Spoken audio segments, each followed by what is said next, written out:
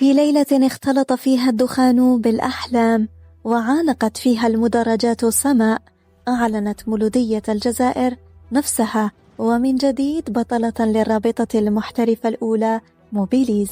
البطولة 10 رقم لم يكن مجرد لقب، بل كان وعدا أوفى به العاشقون أخيرا. بدأت الحكاية فوق المدرجات، لوحات فنية تتحرك وكأنها مشاهد من فيلم، ألسنة اللهب تضيء ظلمة الليل، أما الرايات فتسبح فوق الرؤوس، والهتافات تصنع زلزالا لا يسمعه إلا من عرف معنى الانتماء. وفي وسط كل هذا الجنون الجميل مرت ذكرى تأسيس الجرين كورسير، وكأن القدر اختار أن يضعها في نفس الليلة التي عادت فيها البطولة إلى أحضان المولودية.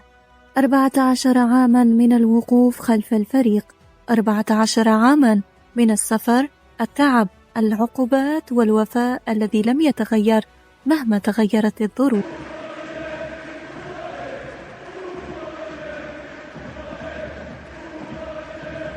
فجاءت هذه الليلة وكأنها رسالة شكر من المدرجات إلى أصحاب المدرجات، فلم يكن الاحتفال مدرج ترسيم للتتويج بالبطولة 10، بل كان احتفالا بجيل كامل عاش للمولودية، غنى لها وكبر معها، حتى جاء اليوم الذي تحول فيه الحلم إلى حقيقة.